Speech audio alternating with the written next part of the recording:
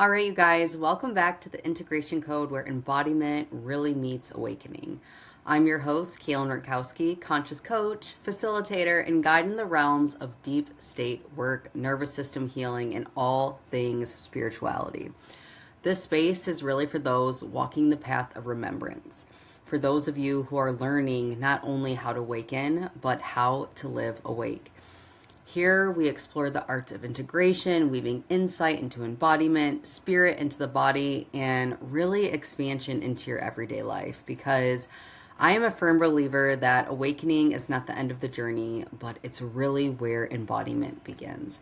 So if you're someone who craves depth, devotion, and transformation, you're in the right place. Today, you guys, I have a treat for you. Today I'm going to bring in a transmission from actually our private community.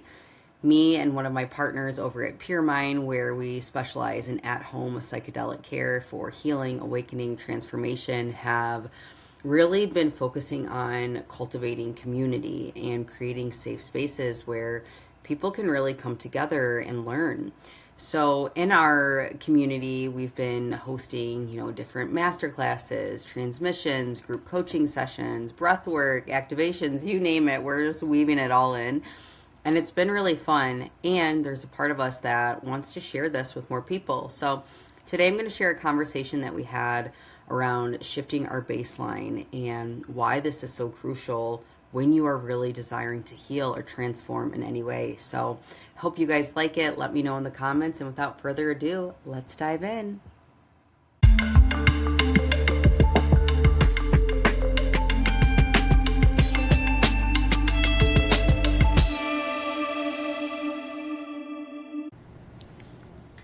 Hey everyone, Howie and Kaylyn from PureMind here again with a really fun topic. We're going to be debunking some of the biggest myths around ketamine treatment, and sometimes this kind of connects with psychedelic therapies as well. A lot of people jump into these and they can be super powerful and very transformative, but there can be some confusion about what's really going on. So we thought this would be fun to dive deeper into these and to share some of our perspectives from our own personal stories in relationship with these medicines, but also the hundreds, I think thousands of clients that we've worked with now. So Kaylyn, I know you have that list up. Do we want to dive right in? Yeah, let's dive in. And I will say, guys, today is really not about convincing anyone of anything. It's really just a space to give you proper information. Like how we shared, there's so much just dogma and fear and just misinformation around the medicine in specific. So we're hoping today this can be a space for you to really get some questions answered, kind of explore if this could be the next step for you. And if you listen to this and you feel like you're ready to take that next step, please visit the link underneath the video and we would be happy to invite you into our space. So today we're going to start with the first myth, is that ketamine is the thing that actually heals you.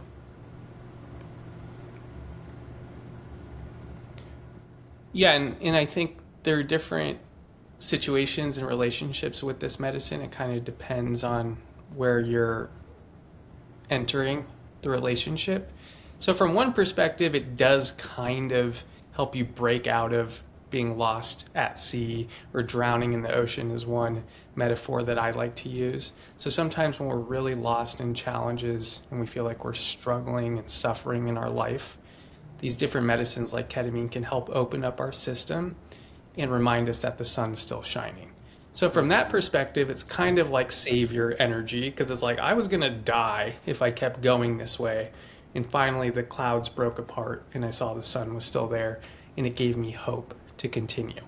So from that perspective, it does kind of act like that. So I don't want to totally disregard that thought, but that's a phase. That's phase one of moving from drowning to being pulled out of the water and put on the lifeboat. And from that perspective, you could kind of say that it saved you. But past that phase, now you're working more in relationship with the medicine.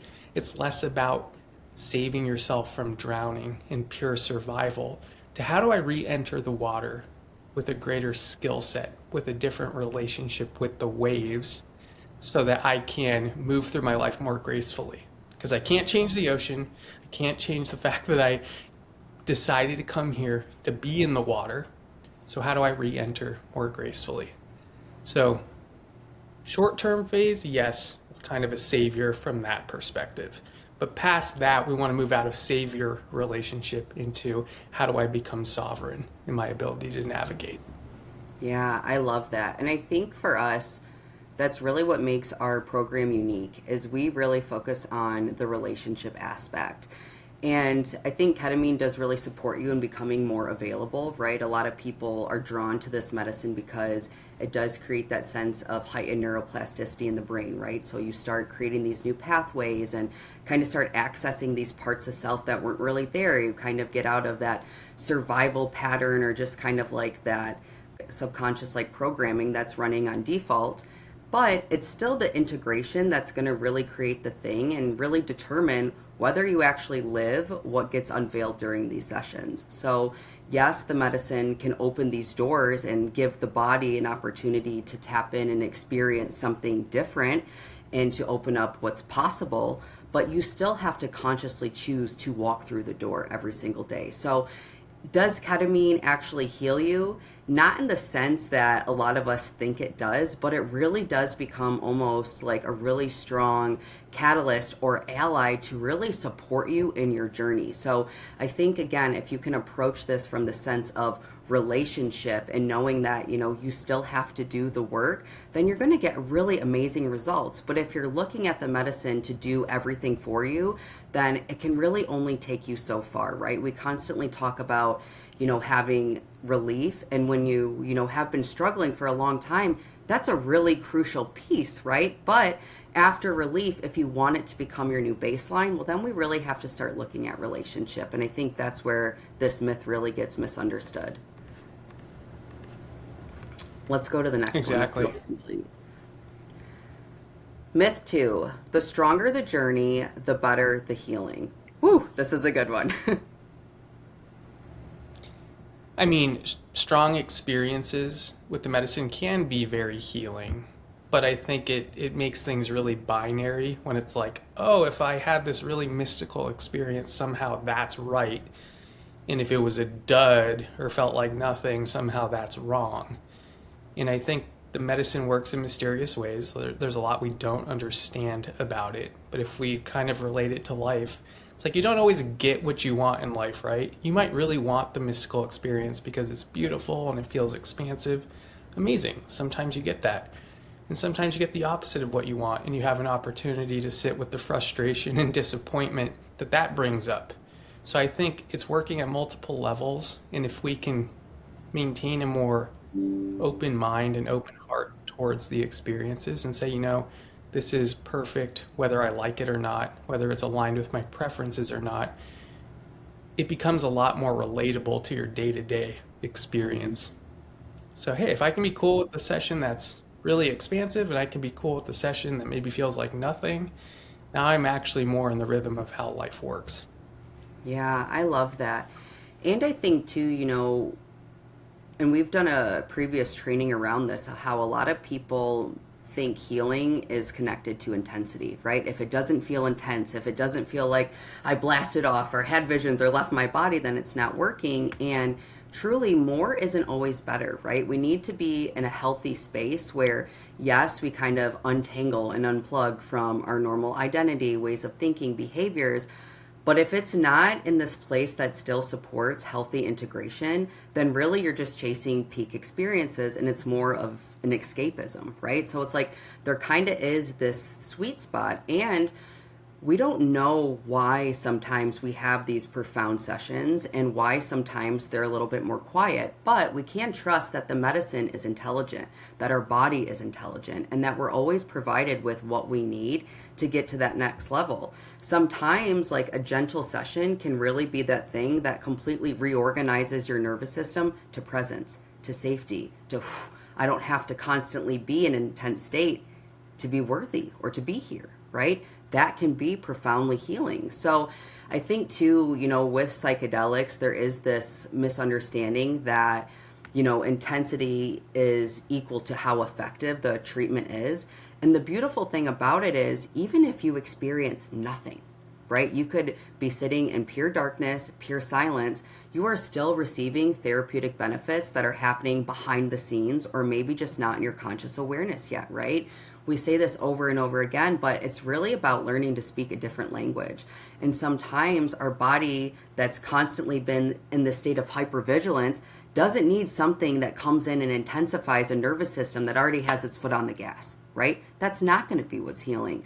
So if you can really come into these sessions, or even just approaching the program with an open mind, an open heart, right? No expectations, no attachments on how you believe it needs to be or what it should look like, you typically receive so much more from the medicine than really being in the state of, oh my gosh, I want to disassociate more. I want the visuals. I want to, like, you know what I mean? And not that those things don't happen organically, but when you're chasing that and really judging how effective your treatment is contingent on that, you miss so much more of the beautiful undertone of what this medicine can really offer. And I think so many people really miss this piece.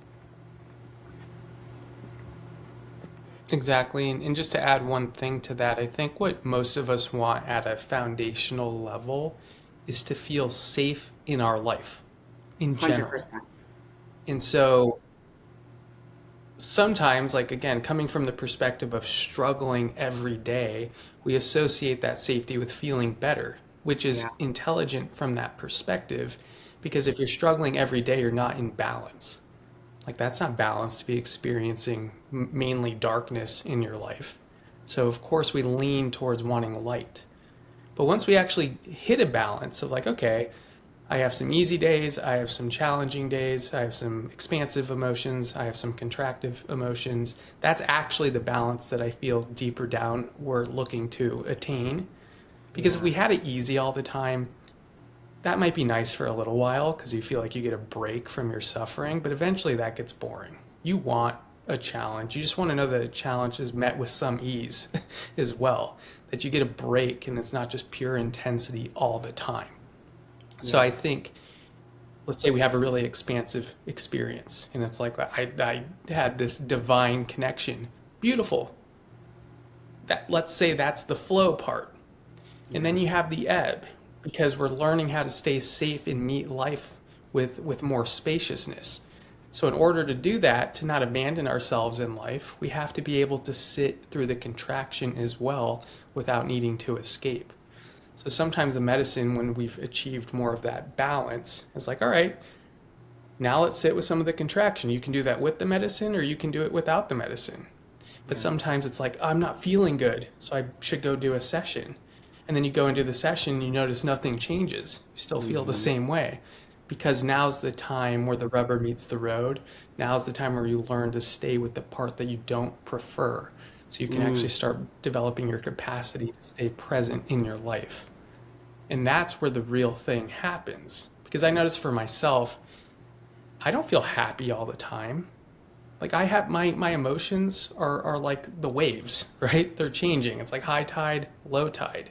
But what's strengthened within my system is I don't abandon myself nearly as much if I'm experiencing something that's outside of my emotional preference. Yeah. And same thing with mental preference, right? I'm just not so enmeshed with those things. So creating that spaciousness. So if we can understand that and we have a ketamine session that's maybe we feel anxious during it or maybe we feel nothing during it. How do I actually include that in the experience? Yeah, I love that and everything you said. And it's just reminding me of something I support my clients with when they are in that space where, oh, I was anxious or I felt nothing. It's what if you approached your sessions as if everything was happening on purpose? Every piece of it, whether it was intense, anxious, whether you're revisiting some emotions, if it's all on purpose, then what is it showing me? What is it teaching me? What is it revealing to me? And that way you can kind of take out this lens of preference or good or bad and really just expand your capacity to meet what's here, right? What's being asked to be felt, to be witnessed, right? And I think that is one of the biggest gifts that this medicine can offer you, right? The capacity and safety in your body to meet whatever life throws at you. And I know for me, that has been the biggest thing that this medicine has given me, a larger capacity to meet myself, my emotions, and life. And when you do that in your sessions, that is the thing that creates that bridge in your day-to-day life when you're triggered or activated, where you don't go to numb, you don't go to suppress, you don't go into reaction, right? You can have that minute of pause and like, it's okay, I don't have to leave myself, right? That is more healing than seeing an angel during your session. You know what I mean? But most people, again, are chasing that peak state or that visual state, that they miss kind of like the underlying emotional and mental shifts that are really happening, because it doesn't feel intense, right? It feels more subtle, and it's something that I think naturally begins to unfold as you walk this path. And I kind of want to tie in this next question as I'm speaking to this, because it's perfect. But one of the other myths is that if I don't feel much, it didn't work, right? So again, this is going into everything that we're saying. Just because you don't consciously feel a lot during your session doesn't mean that there aren't shifts happening in the body, in the psyche, in the nervous system. And I think that if you can think of these sessions almost as building blocks, right?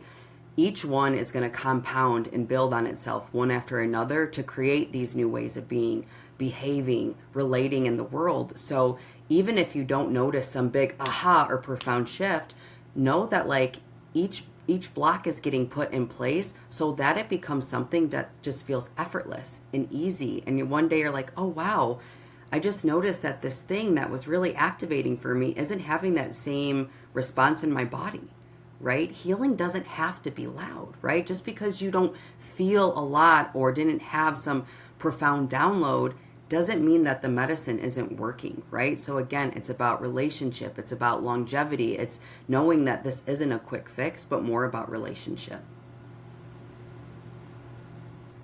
Exactly. And in relationship, to me, is kind of a binary thing. You're either open to life or you're closed off to life. And every time we deny the body's experience or the mind's experience, the system shuts down. Yeah. So if the body's feeling anxiety, and from the perspective of our conscious awareness, we say anxiety's wrong, we're basically telling the body to shut up with its expression.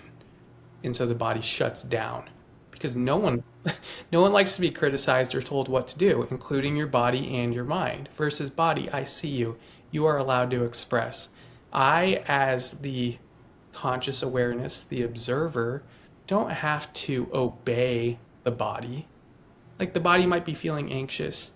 That doesn't have to decide what you do. But why do we have to mess with the experience of the body? The mind might have catastrophizing thoughts or be doing scarcity math. Okay, great. Thank you for the information. I still get to decide. So the more the mind and the body are allowed to express, and then more as conscious awareness, you maintain your free will to decide based on the information. Now you're not enmeshed or overly identified with the body or the mind. Yeah. And one thing that I find to be really helpful with this is by saying, I have a body, I have a mind. Who is the I saying that, right? If you have a body, then who the heck are you? Well, you're the conscious awareness. You're the witness of the experience. So if you want to end the internal conflict, let the body fully express, let the mind fully express. You take that as information, and then you make a decision that's aligned with your values. If you can get to that point, you're going to make decisions from a lot more clarity. It doesn't mean you're going to nail everyone, right? And everything's going to just happen the way you want it to go. But when you really listen to all of it, and you don't obey old information, you're going to make choices that are a lot more aligned with who you really are. Yeah, I love that. Let's go to the next one. Ketamine is actually just a form of escape that makes you forget your problems. Yeah, well, I mean, in a way, that's true. Because in the beginning, when we're just hyper-focused on our problems, and every day is an experience that sucks, because it's not aligned with our preference, yeah, it does help you escape that in the sense of it's reminding you of possibility. It's giving you more of the vision back in your life. But that's a balancing act. Because if you're totally locked into a dark perspective, then you become cynical, you become angry, you become resentful over your experience. So you're only seeing your experience through through a filter of darkness, which isn't the full experience. It's dark and light. What tends to happen, and I know, Kaylyn, we talked about this the other day, is sometimes when we start opening up to the light perspectives, more of the vision and possibility, we start to hate on the dark perspectives. So we switch from being totally narrow-banded focus on the dark to totally narrow-banded focus on the light. So dark's now wrong and light's right. And so we kind of go through this whole switching of the scales, right? We're out of balance towards the dark, then we become out of balance towards the light. If you want to skip through that whole thing, just understand that the dark perspectives are more grounding, practical, based on your lived experience, right? It's like, I've lived this life, and this is where these perspectives come from. Some of it's outdated, some of it's useful, but that's really what it's for. That's the intelligence in the more grounded perspectives. As you start opening up to more of the expansive perspectives, that's what taps you into possibility, in your truth, and surrendering in these bigger ideas. But we still want to listen to both sides. We don't want to lose practicality just because we're tapped into our vision, right? We don't want to become distorted in our vision, that we're totally just surrendered and not participating practically in our life. So if you can say, hey, I don't need to be so one-sided to just the grounded to where I don't believe in anything. But I also don't need to be on the other side where I dismiss all the practicalities of being a human. Yeah, I love that. And I think for me too, like, I think this is probably one of the biggest misconceptions, right? And not to say that everyone does this perfectly, right? Because I think it's very contingent on, you know, your radical responsibility, who you're being, your relationship with the medicine, right? So there are different variables that can really kind of add up to if you are using it for escape or if you're using it for therapeutic purposes. I think that the people who really are doing this work and really doing it with the intention to heal, it's not really an escape, but it's an escape for how maybe you currently are relating to yourself, to your life, and to your problems. So all the things that, you know, maybe you've been avoiding or running from and that you want to escape from, right?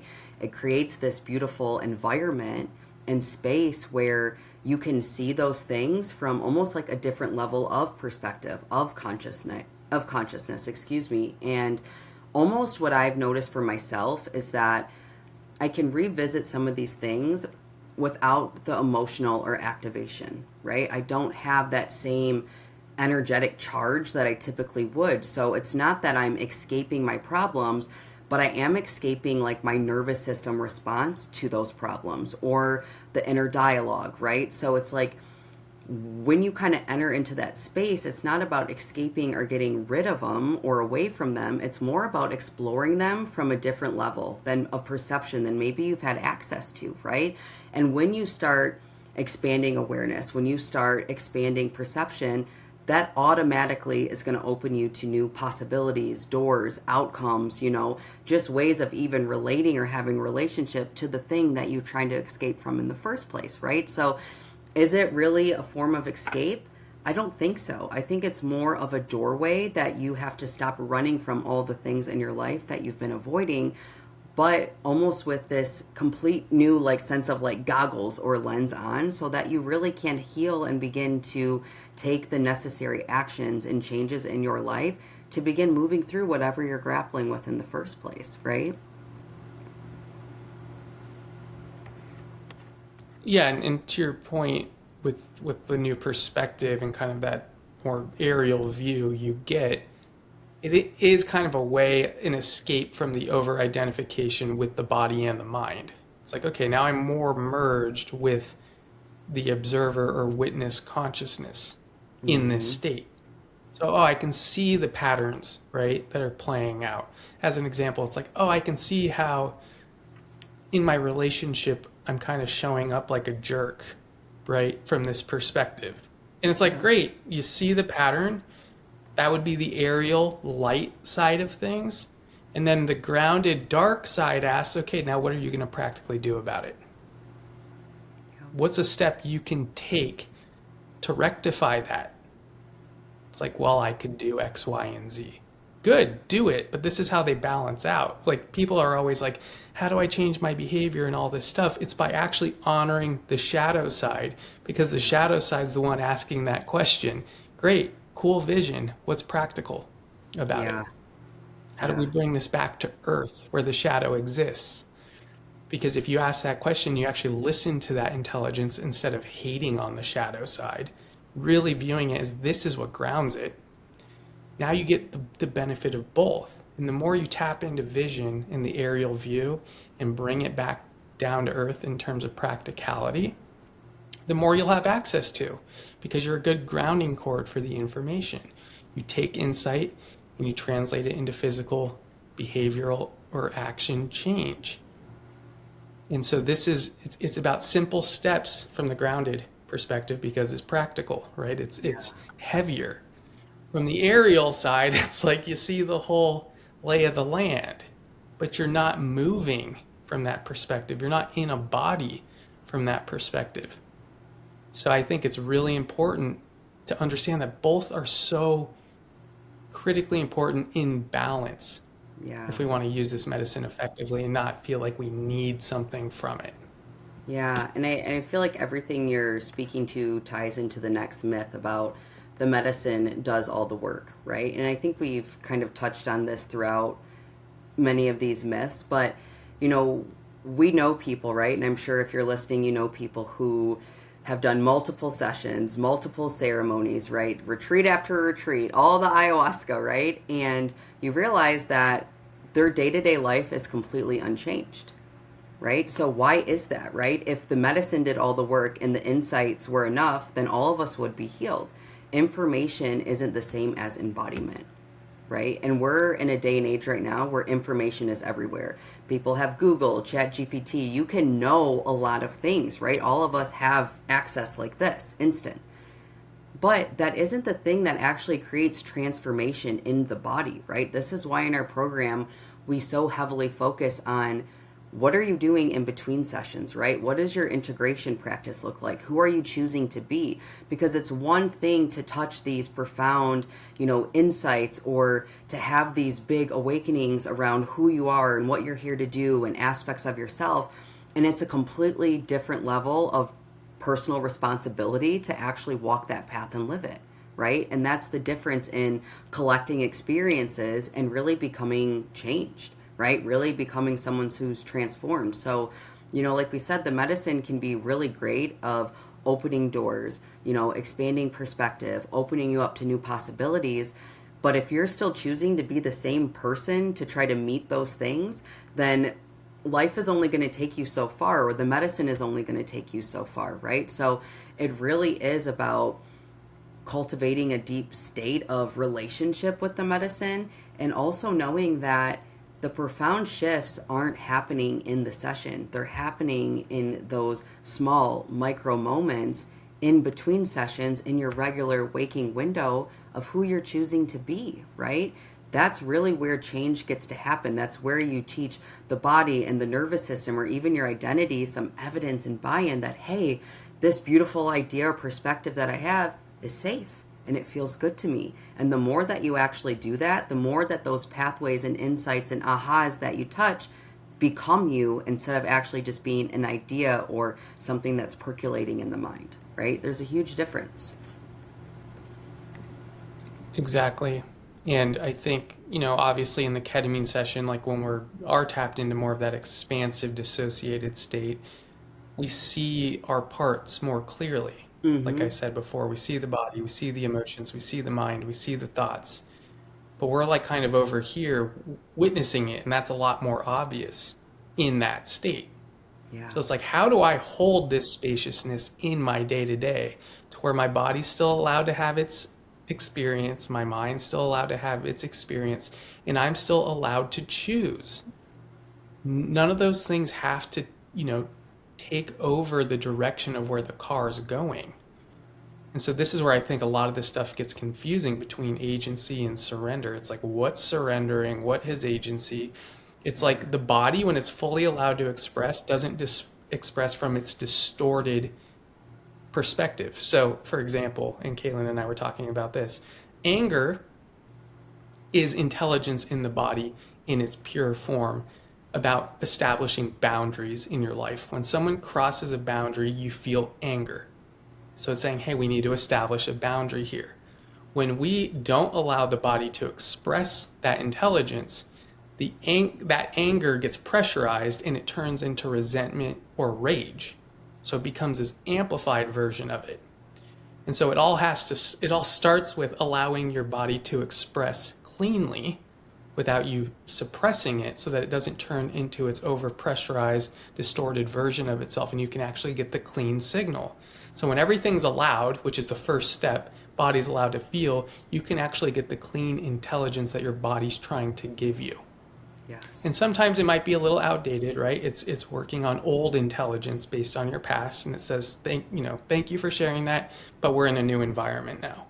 So that's not as relevant to where we are. And sometimes it's like, I really do need to set that boundary, because you're right.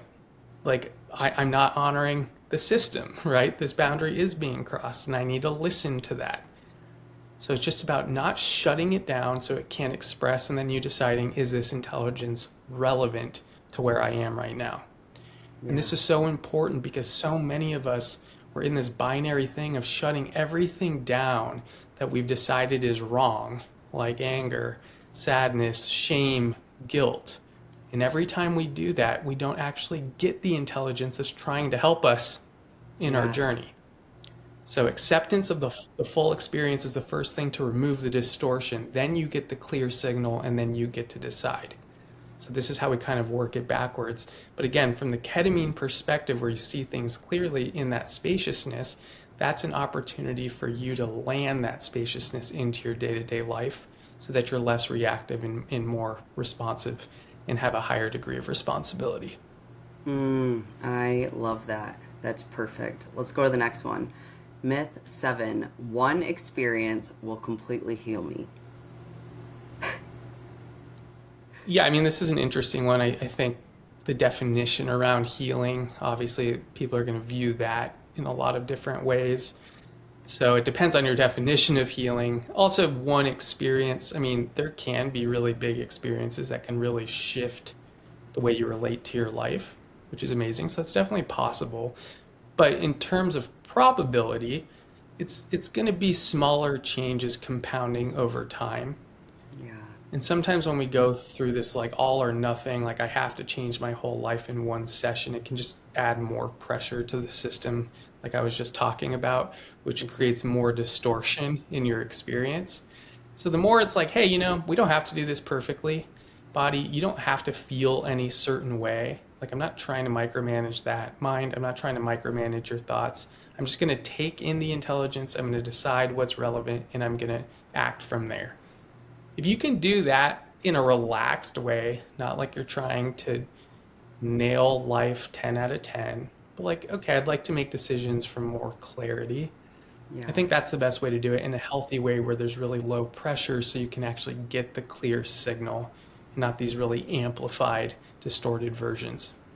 Yeah, I love that. And I know we talked about it in a previous training too, like de-mything what the healing journey even is, right? Because a lot of people do think it's going to be this linear process, and one day you just arrive somewhere and you're completely healed, and I'm never going to be triggered again, and life's perfect. And that's not really how it works, right? And I think when you approach, especially something like ketamine therapy, with all this pressure that, if I'm not healed by 1 session or 6 sessions or 10 sessions, well, then it didn't work.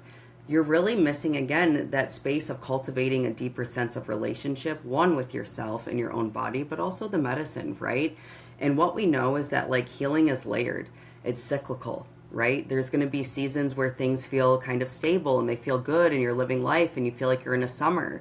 And then life's going to kind of throw you a curveball and it's going to feel more like a fall or a winter. But what we do know is that life is constantly going to invite us into growth, right? And it's not about, trying to get this perfected version of self or of your life.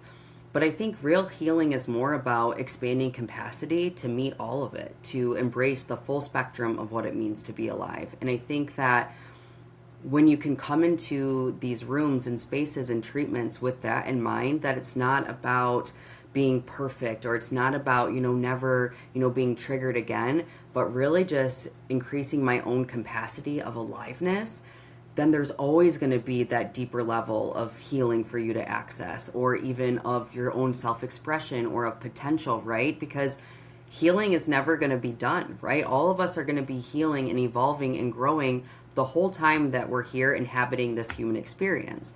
So again, I know we've beat this nail on the head, but it's more about changing your relationship to the healing journey and to yourself. And I think it gets to be way more fun and way more relaxed when there isn't this heavy pressure on you to get to this certain place or to be this certain way. And I think too that can also create a lot of resistance from you actually meeting life where it's at, right? Because maybe the medicine of that season is learning how to be in surrender. How do you handle life when things aren't your preference and life isn't going your way? Sometimes that is the medicine, right? That's expanding a whole different level of capacity and self-leadership. And sometimes it's going to look different, but none of it's right, none of it's wrong, none of it's better, none of it's worse. It's all a capacity game, right? And I think that, I know we talk about it constantly, Howie and I, but for us, that's been the biggest thing, where so many of these things where we felt like we couldn't meet fully or we couldn't stay with ourselves in, we've learned that like it's just activation, it's just sensation, right? It means nothing about me. Going back to what Howie was sharing, there's always a deeper intelligence trying to emerge, right? But when we're so resistant or rejecting it because it's anger and we feel like we shouldn't be angry, or we're not allowed to show people that we're vulnerable or cry, we miss so much about what the body is trying to communicate, and even more what it's just naturally trying to emote and express. So much of why people feel unhappy, depressed, unfulfilled in their lives, or don't feel like they can touch what they want, is because they don't allow the body to fully be expressed. And when you create the right conditions and spaces where the body knows that it's allowed to feel whatever it wants to feel, you're allowed to meet yourself in life in such a different way, and will actually propel you forward into such a deeper relationship with your own aliveness and what you truly say that you want, right? So I think this part is just so important, that know that this isn't going to be a linear path, that it isn't going to be something that's a quick fix. And if you can approach it that way, then there's going to be something so beautiful and magical waiting on the other side for you. I really believe that. And the definition of healing evolves, obviously, because like from the perspective of struggling every day, healing might look like feeling better, right? Yeah. And it's like, great, that is a form of healing at that phase. Then you reach a state of balance, and then maybe you start chasing the light, which a lot of us like to do from that perspective. We start chasing the light because we did feel better. And then we find ourselves out of balance towards the light, and maybe healing from that perspective is coming back to the darkness, right? Rebalancing yourself in the other direction. And then you reach a point where it's like, okay, light and dark, like those don't mean anything about me, like you mentioned. Same thing with thoughts, right? So whether it's sensations in the body, emotions, or thoughts, it doesn't have anything to do with what I decide. Yeah. So if it doesn't have to decide for me, it's not hijacking my decision or taking my free will to decide or respond, then maybe that's the next iteration of healing. It's like, I have agency, I'm still in charge, my body's allowed to feel, my mind's allowed to think, I'm allowed to listen, I don't have to obey. And then from that point, I think finding safety is a big part of this, because if you can feel safe in the present moment, no matter what life serves up for dinner, you're not abandoning the meal, then other things open. And that's like personally what I'm exploring now. It's like I'll have things that still trigger me, and maybe I get a little hijacked by that trigger and I'm more reactive. Great. It's an opportunity for me to bring reflection and more spaciousness into my life. It's not I'm broken and need to be fixed. It's like, no, it's just evolution and growth and opportunity. Like, how exciting. Do you really want to nail healing in 1 week? Like, what are you going to do with the rest of your life? Like, you want to hit a finish line? It's like, all right, cool, now I can just have fun. Like, it doesn't work that way, right? Like, everyone wants to get to the point where they retire. Then they retire and they're like, God, I wish I still had something to care about. Yeah. So, just interesting, like, getting to enjoy the process. Like, you don't have to do it perfectly. But I think we all have the intention of, like, we want to be the best version of ourselves. And I think that's a good, healthy intention, but not to be neurotic about it and view it's about never making a mistake. I love it. The next myth is that you have to relive all your trauma. I will say I really love this question because, or myth, I think this is what makes psychedelic or ketamine therapy so unique is that it's not like traditional talk therapy, right? Where we have to sit and talk about what happened over and over again and kind of relive and kind of hatch the same thing. And I'm sure some of you probably are in those spaces or have done those things and you're probably not making much progress, right? And I will say one of the greatest gifts I ever did was learn somatics and really learn how trauma influences and impacts our body because it's not about the thing, right? Like, for example, let's say your dog died. It's not the fact that your dog died, right? And we don't need to talk about it a million times, but it's more about the energetic imprint that happened in the body in that moment, the moment that the soul fractured, the moment that something happened too fast or too quickly and your body never had time to really express it, right? So I think that what makes ketamine therapy so unique is that it's not about having to relive it. And not that sometimes memories don't still arise, because sometimes they do and sometimes they don't, right? But real healing isn't about having to recall and remember every detail. It's more about creating enough safety in the body for it to kind of emote and go through that energetic imprint or that sensation that's trapped within your nervous system, right? Really giving the body time to kind of complete that loop so that it doesn't keep popping up in triggers and activations in your day-to-day life, right? So I think that the cool thing about this is sometimes, we'll be in a sessions and maybe you notice you just start crying and you don't know why you're crying, but finally your body felt enough and enough safety where it could finally exhale and there's tears. Maybe you notice sometimes during your session, your body kind of starts twitching or kind of starts moving in different ways. That's all energy that's been trapped in the body that finally has an outlet to be expressed. So I think for so many people who have done traditional therapy or a lot of talk therapy that they've realized that this was the thing that was missing because they didn't need to know more about their problems or why they were feeling the way they did. They needed enough capacity and safety to actually feel what they've been avoiding, and that's what makes this so unique. So yeah, you don't have to relive all the trauma, but you can create enough safety in the body to finally feel everything that you've been running from. That's healing. That's powerful, right?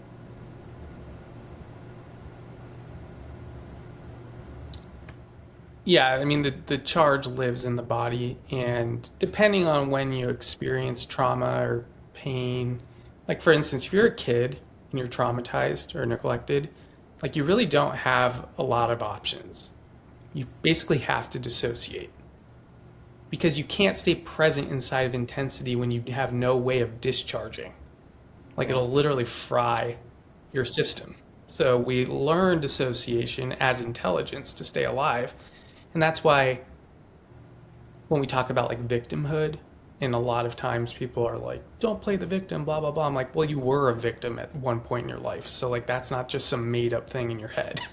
Right. Like, you were a victim, but you didn't have agency. You didn't have the ability to discharge or to allow your body to fully express because there wasn't external safety. So, when you're under the rule of your parents or you're in a narcissistic relationship or whatever it is, and you really feel threatened, like, I would die, right, if I let this process play out. If you really believe that, then it's intelligent to actually dissociate from that perspective. But as you gain more agency, like for example, you're no longer a kid, you have free will, you have fight or flight, you can run, fight, or hide, you have choices. Now, the relationship with the body and allowing that full expression, to Kaylyn's point, is what allows the energy to actually move and be processed because you're allowed to create enough internal safety because you're not really worried about whether or not you're going to die anymore. So we bring the safety back so that the body can express. Where I think talking about it's helpful is it does kind of open up part of your system because if we're afraid to talk about something, it's like the system's closed from the top down. Like we can't even speak about it. We open our voice about it, it does start to open the system, but like, still in the head type of deal. But our body's still not open. And the challenge with just talking about it in some of the way talk therapy works is you keep energizing the story. So you keep energizing the victimhood as if you don't have agency today, which you do. You didn't then, so it was true then, but you're not the same person now. So how do you actually invite enough safety for that energy to move? And to like having to go through all your trauma. I'll give you an example. I was doing a meditation and I felt in my system that it needed a good cry. Like I have a certain feeling that I get when I know I need to cry. And there wasn't like a reason, I just felt it in my system. And so I did a meditation to help kind of open my system up to that particular frequency. And then I had like a little movie play in my head about this kid that was like abandoned. And it wasn't me. It didn't look like me. It was like a kid with blonde hair. But I felt so bad for this little kid. And like, so like the tears started coming. But the point I'm getting to is like that may or may not be relevant to my lived experience. I don't know.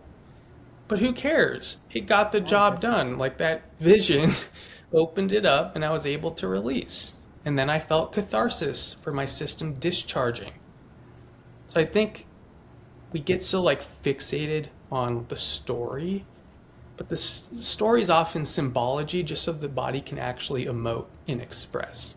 So whether it did happen, whether it didn't happen, does it really matter moving forward, or would you like the energy to just be processed so it doesn't keep dragging you down? Yeah. I think that's the more interesting thing. How can I open myself up?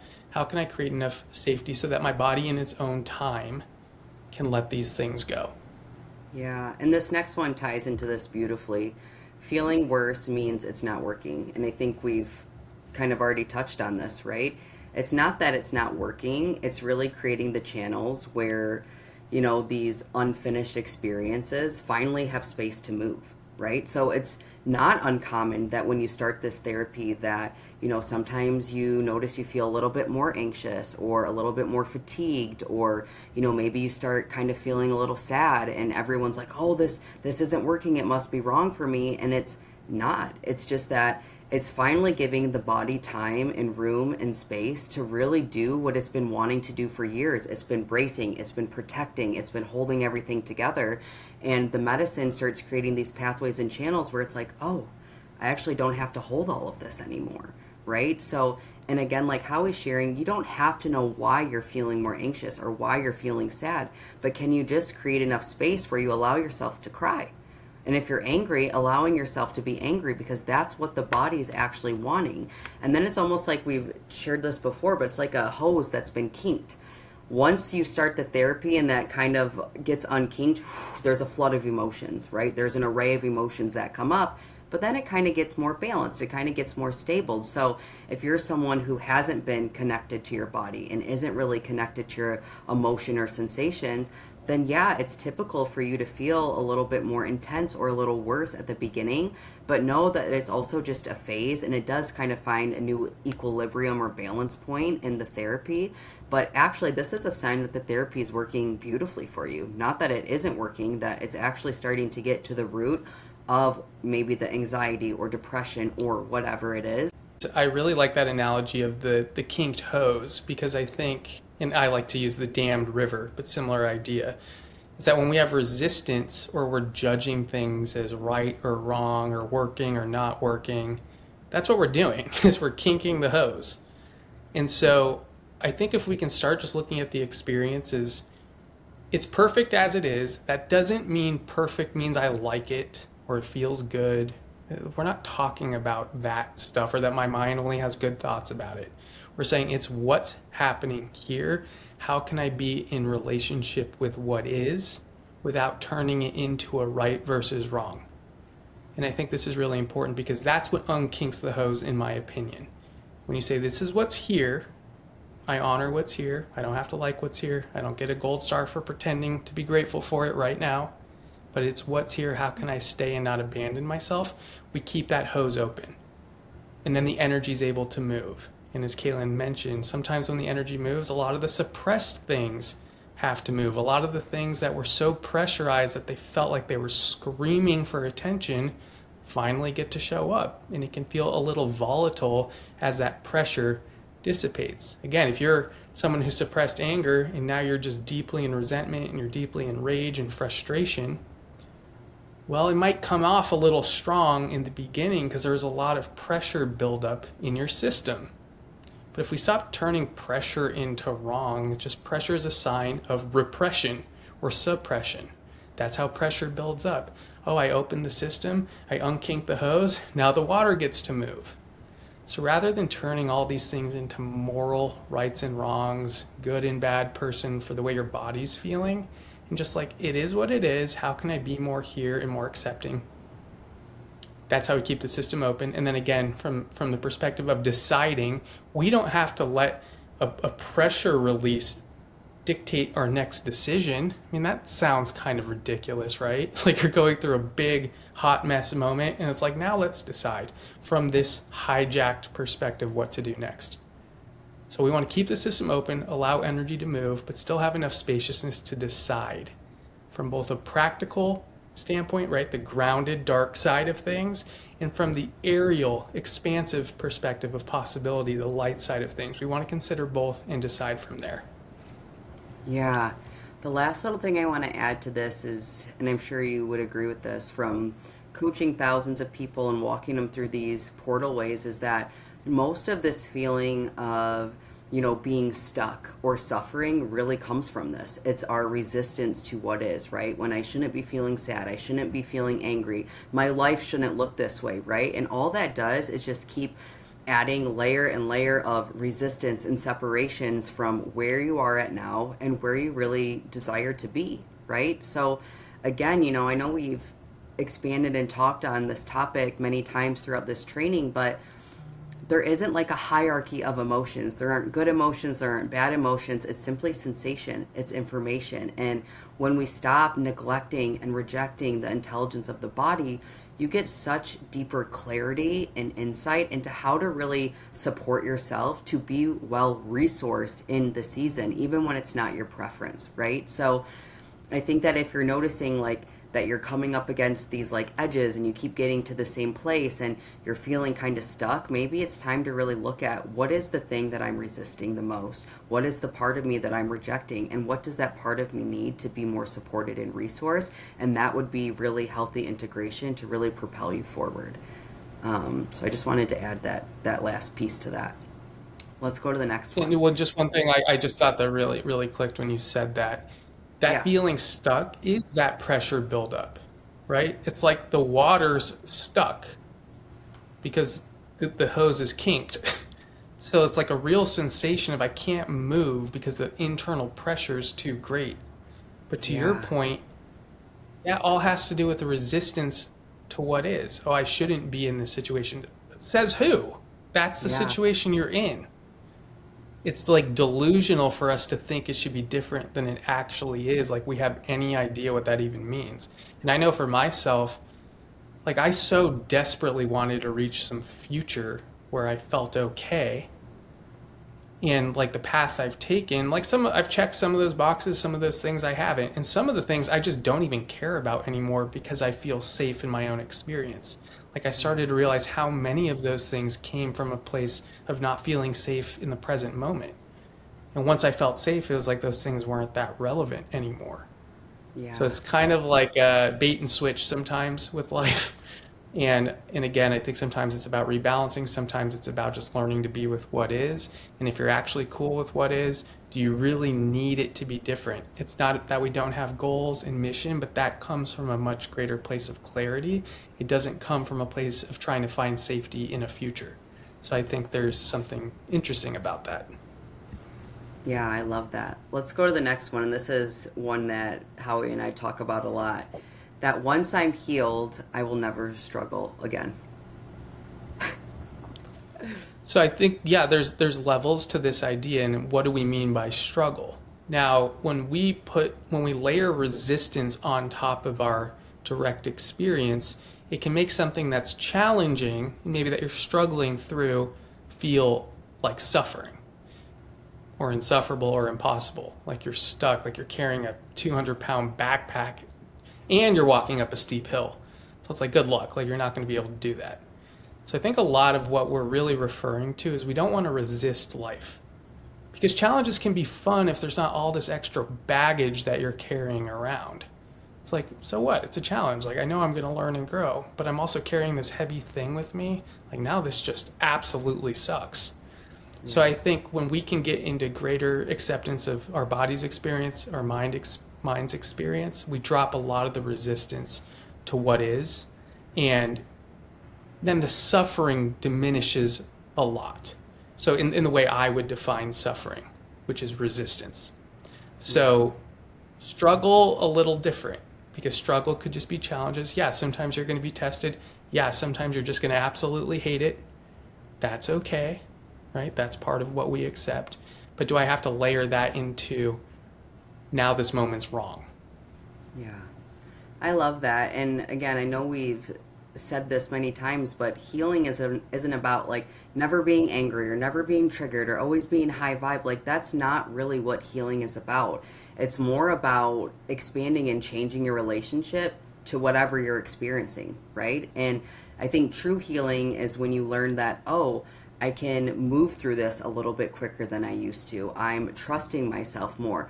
Oh, I notice that now my system has enough space and enough resource where I can actually stay open instead of collapsing or trying to disassociate or trying to numb, right? To me, that's real healing.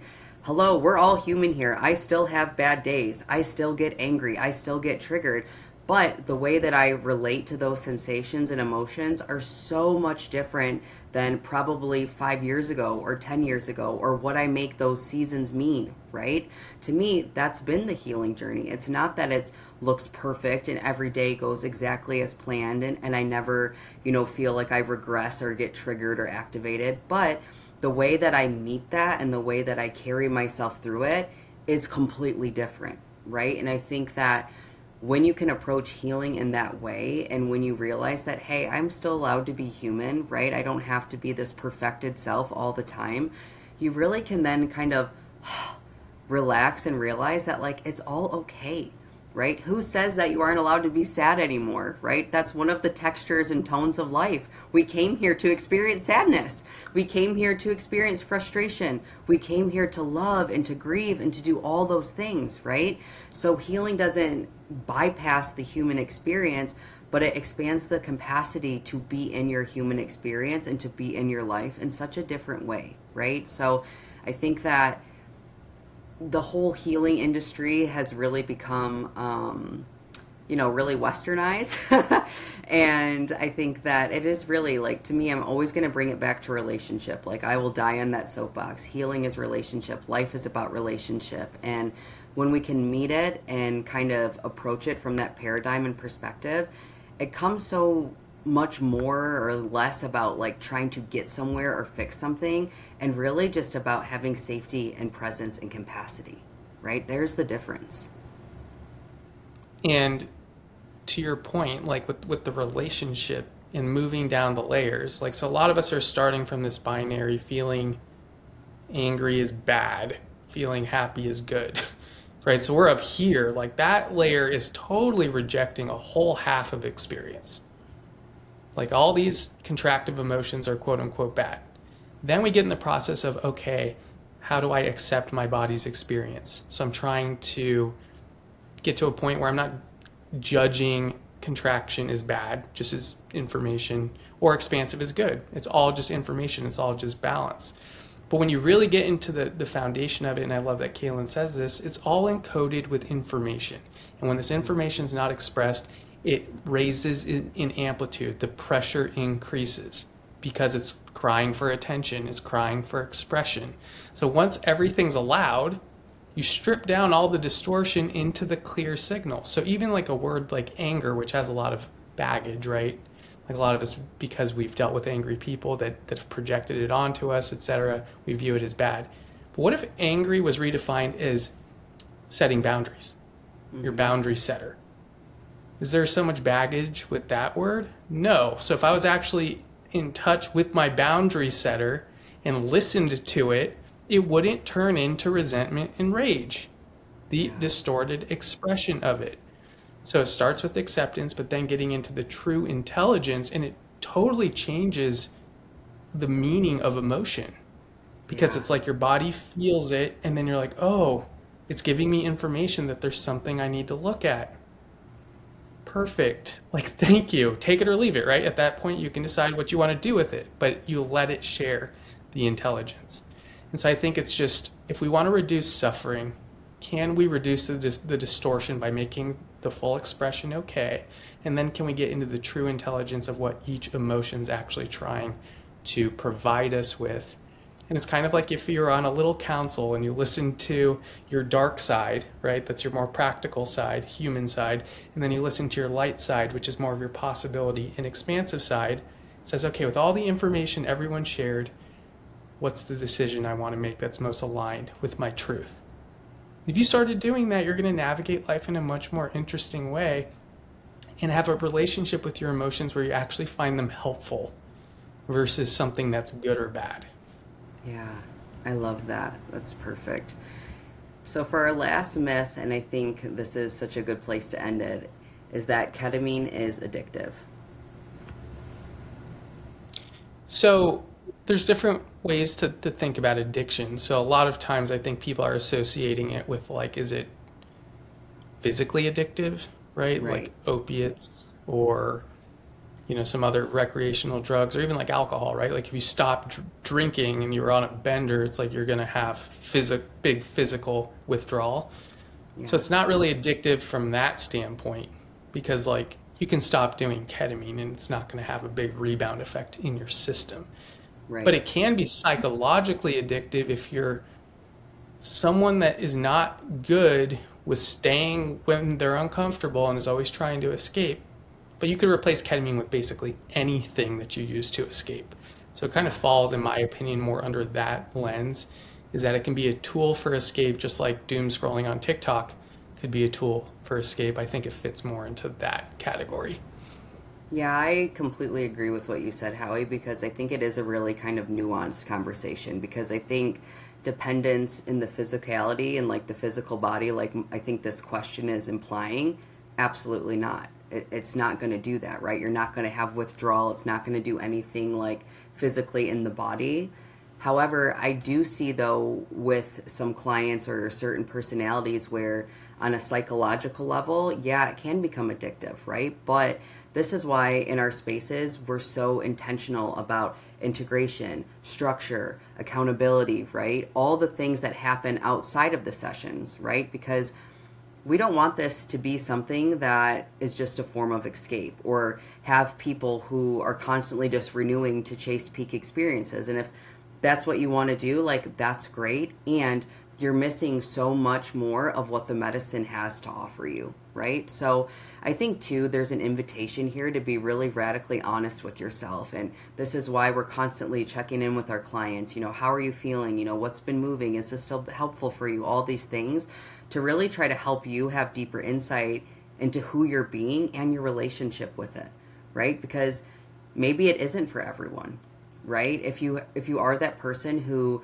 just wants to escape and just is chasing peak experiences and more ceremony and higher doses, then I don't think this is going to be the thing to change your life, right? So it's hard because it really is nuanced, but being addictive in the sense that it's going to have some like response in the body, no, it's not going to do that.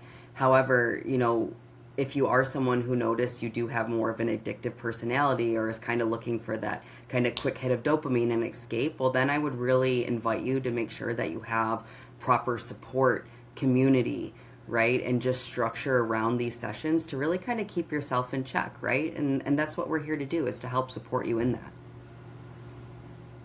And the more you push the expansion with chasing peak states, because again, this is a balanced experience, you're going to have a pull down to balance it out. Like, that's just the way it works. So if you're coming from the perspective of, I am getting crushed by life, well, your expansion is going to actually bring you to balance, right? Yeah. So it's like, from that perspective, expansion's healthy for you because it's bringing you back to homeostasis within your system. But if you're balanced and you keep chasing peak states, it's like now you're coming up here and the balance point's here, and life's going to try and yank your butt back down, get you back tethered to earth. And we see this happen, right? So it's like, you might think you're getting ahead, but you're not really. So taking your time with it, it's like, cool, I can have a peak state, but like, this needs to be balanced out with me actually doing this in my own sober energy, me actually taking the time and the intention to really anchor these things in my life. Not perfectly, but honestly, I care about my life. I care about the people in it. I care about evolving and progressing. Fantastic. So prove it, right? Like, do the other things. And I found in my own experience in relationship with the medicine, the more committed I am to staying with what's here, to showing up consistently over time, when I do go back to the medicine, there's actually fruit there waiting for me because I'm spending time tending to the garden. Yeah. I'm not just going back for fruit every day. It's like, there's nothing here, dude. You picked it all last week. And so sometimes when we have that addictive personality, well, I need more. I need more. I need a higher dose. And eventually it's like you get humbled Yeah. pretty hard. And that's just what And I've seen. It's not punishment, it's bringing you back to balance. 100%. And I think too, there's a difference in, approaching this as being someone who's constantly chasing peak states and approaching it as someone who's trying to create a life that they don't have to escape from, right? There's a huge difference, right? Psychedelics aren't magic, right? Ketamine isn't magic, but the beauty and the magic and the possibility is becoming the type of person and creating the life that you don't have to run away from, and that you want to be present in, and that you feel safe in, and that you feel alive in, right? So if the only time that you feel good is during your sessions and that's the only thing that you're looking forward to, like, maybe the balance point is like a little out of kilt and we need to bring it down a little bit, right?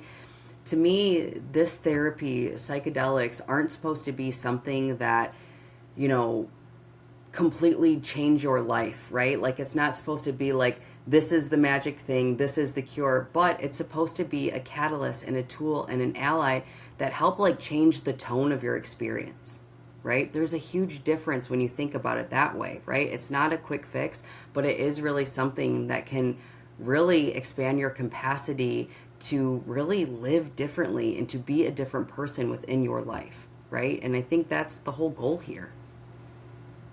Right, your baseline is the first thing that has to shift, and this just when you're saying this came through. Your baseline has to shift in the life you already live first. Yeah. Like, everyone wants their life to change to shift their baseline.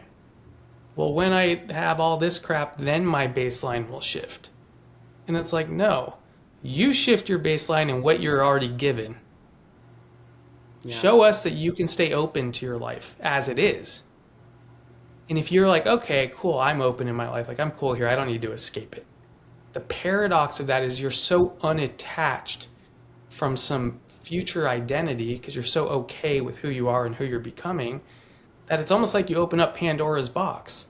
Yeah. Because it's like, look, I had a lot of challenges, I had a lot of circumstances that were outside of my preference, I had a lot of things that were distorted in my current experience. And I'm asking for everything to be different, but I haven't even opened up to what's here. It's like, Yeah. how does that even work? So, like, ketamine allows us to try it on, right? I get to try on an open system in my life. And this is what it feels like to be open to my life. Yeah. But I don't want my body to trust that it's just the ketamine that opens my system and then you're disempowered unless it's the drug. It's like, no, you can learn to open your system. And we're sharing how to do it. It's just a posture towards your experience. If your body feels safe enough to express, your mind feels safe enough to think, and you as consciousness feel safe enough to decide without obeying any of it, that's how you keep the system open in general, because nothing's fighting anymore. Is there anything you wanted to add to that, Kaylyn? No, I love that. I think that's complete. That's beautiful. So that wraps up all of our myths for today. I hope that this training gave you some information to really become informed around ketamine therapy, around psychedelics, altered states, the importance of integration. And we currently have a community, have a program that we would love to invite you into where we really focus just not on the sessions or peak experience, but really becoming a person that's capable of living differently afterwards. So if you're curious about what that would look like, you can check out in the show notes. If you're on our community already and there's something that we didn't answer, we would love to have an opportunity to support you. So please post those under the video as well. Thank you so much. Thank you, Kaylyn, and happy 4th to everyone.